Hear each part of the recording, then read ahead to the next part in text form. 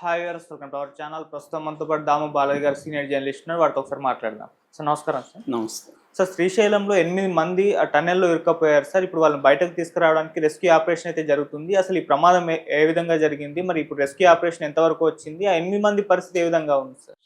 Srisailam left bank canal అంటారు దాన్ని, SLBC. అది నాగర్ కర్నూలు దగ్గర ఉంటుంది.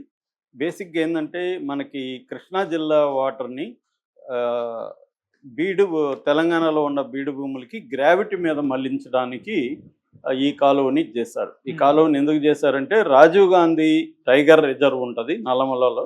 ఆ టైగర్ రిజర్వ్లో బయట నుంచి నీళ్లు తీసుకురావడం ఇబ్బంది కాబట్టి టన్నెల్ని తవ్వాల్సిన పరిస్థితి తెలంగాణ ప్రభుత్వానికి ఏర్పడింది. ఈ టన్నెల్ సొరంగ మార్గాన్ని తవ్వి సొరంగ మార్గం ద్వారా నీటిని బీడు భూములకి గ్రావిటీ ద్వారా తీసుకురావాలి. ఇది స్కీమ్ అనమాట. దీంట్లో ఎప్పటి నుంచో పని జరుగుతుంది. వెరీ డిఫికల్ట్ టాస్క్ ఇది. భూమి లోపల టన్నెల్ని నిర్మించి చేయడం అనేది బాగా డిఫికల్ట్ టాస్క్. ఆ టాస్క్ చేస్తున్నారు. ఇప్పుడు మొన్న ప్రారంభించారు, మళ్ళీ ప్రారంభించి 50 మంది మొన్న సొరంగం పనులకి బయలుదేరారు. దాదాపు 200 మీటర్ల బోరింగ్ యంత్రాన్ని తీసుకొని తవ్వుకుంటూ వెళ్తున్నారు. అయితే ఒక దగ్గరికి వెళ్ళినాక ఏమైందంటే పైన ఆ కాంక్రీట్ వేస్తున్నారు. అక్కడ పగుళ్ళు వాడుంటే ఆ కాంక్రీట్ అనేది పడిపోయింది, మూసుకుపోయింది. లోపల మొత్తం వీళ్ళు వెళ్ళింది 50 మంది. అందులో 8 మంది ఇరుక్కున్నారు. 8 మందిలో 2 ఇంజనీర్లు ఉన్నారు, 2 అమెరికన్ ఆపరేటర్స్. ఈ యంత్రం కూడా అమెరికా వాళ్ళది అనమాట, అమెరికన్ బోరింగ్ డ్రిల్లింగ్ ఇది. సో అందులో 2 ఆపరేటర్లు ఉన్నారు, ఇంకా 4 వర్కర్స్ ఉన్నారు. ఈ 4 కూడా ఉత్తరప్రదేశ్, జార్ఖండ్, పంజాబ్, జమ్మూ కాశ్మీర్, తెలంగాణ వాళ్ళు ఎవరు లేరు. సో మొత్తం 8 మంది ఇందులో ఇరుక్కుపోయారు. దాదాపు ఇప్పుడు 30 అవర్స్ అయిపోయింది. మొన్న ఒక రెస్క్యూ టీమ్, అంటే ఎన్డీఆర్ఎఫ్ అంటారు. ఎన్డీఆర్ఎఫ్ అంటే నేషనల్ డిజాస్టర్ రిలీఫ్ ఫోర్స్, అట్లాగే SDRF state disaster relief force, ఈ 2 కూడా పనిచేస్తున్నాయి. అట్లాగే కేంద్ర మిలిటరీ నుంచి ఈటీఎఫ్ అంటారు, ఇంజనీరింగ్ టాస్క్ ఫోర్స్ అని మిలిటరీ నుంచి అది కూడా డిప్లాయ్ చేశారు. సో ఈ 3 రకాల బలగాలు ఇంజనీర్ల సహకారంతో దీన్ని ఏం చేయాలి ఏంటనేది రెస్క్యూ టీముల్ని ఫామ్ చేసి లోపలికి వదిలారు. ఫస్ట్ ఏంటంటే ఇది 12 కిలోమీటర్ల వరకు మాత్రమే ఎలక్ట్రిసిటీ ఉంది, ప్లస్ ఆక్సిజన్ పైప్స్ ఉన్నాయి. లోపల ఆక్సిజన్ దొరకదు కాబట్టి ఆక్సిజన్ పైపుల్ని పెడతారన్నమాట.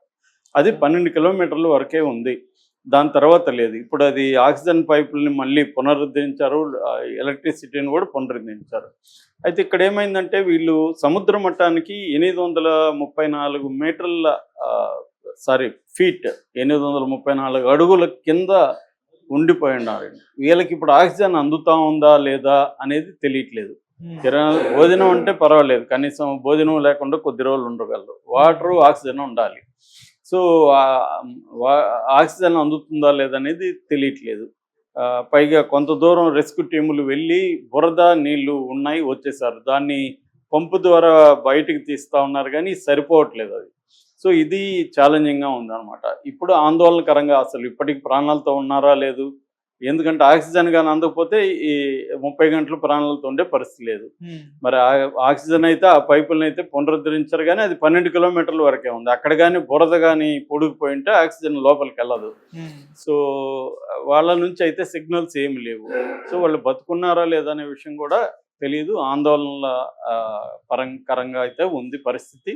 అయితే వీళ్ళు ఇప్పుడు మళ్ళీ దాన్ని ఎట్లా రెస్క్యూ ఆపరేషన్ పునరుద్ధరించారనేది ఈరోజు చూస్తున్నారు. నిన్న కూడా ఉత్తమ్ కుమార్ రెడ్డి నీటిపారుదల శాఖ మంత్రి నిన్న వెళ్ళి పర్యవేక్షించాడు. ఈరోజు కూడా ఆయన వెళ్తున్నాడు. అట్లాగే జూపల్లి కృష్ణారావు కూడా వెళ్తున్నాడు. ఈ లోపల మోడీ కూడా రంగంలో దిగి రేవంత్ రెడ్డితో ఫోన్ చేసి మాట్లాడారు. మోడీ కూడా తన కేంద్రానికి సంబంధించి ఎంత సహాయం కావాలన్నా ఏ రకమైన సహాయం కావాలని ఇచ్చేస్తానన్నారు.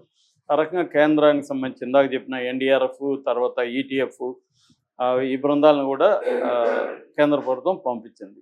అయితే ఇక్కడ మనకి లాస్ట్ ఇయర్ కూడా ఇలాంటిదే ఉత్తరాఖండ్లో జరిగింది.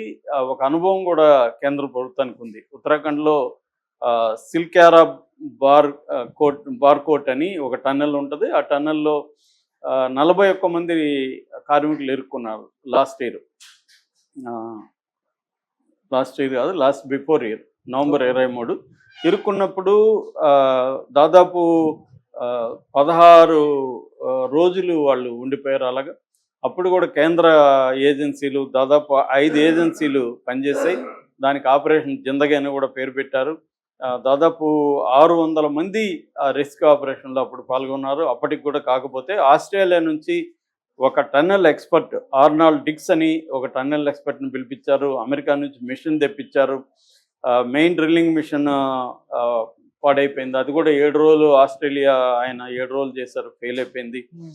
దాని తర్వాత ఉత్తరప్రదేశ్లో ఝాన్సీలో మాన్యువల్ లేబర్స్ కొంతమంది ఎక్స్పర్ట్లు ఉన్నారు. ఈ ర్యాట్ హోల్ మిషన్ డ్రిల్లింగ్ అంటారనమాట. ఈ ర్యాట్ హోల్ మైనింగ్లో ఎక్స్పర్ట్లు అనమాట వాళ్ళు. అంటే మాన్యువల్గా తవ్వుకుంటూ వెళ్తారు వాళ్ళు, మిషన్ ఉండదు.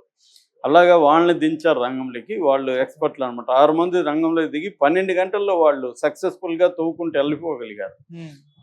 వెళ్ళిపోయి దాదాపు 10-12 మీటర్ల దూరంలోకి వీళ్ళు వెళ్ళిపోయి దాన్ని సక్సెస్ఫుల్గా వీళ్ళు ఏదైతే తవ్వారో దాని ద్వారానే వాళ్ళని బయటికి తీసుకురాగలిగారు. అంటే ఆస్ట్రేలియా, అమెరికన్ మిషనరీస్ వ్యక్తులు చేయలేని పని మన లేబరీ చేయగలిగారు అనేది కూడా అప్పట్లో వైరల్ అయింది.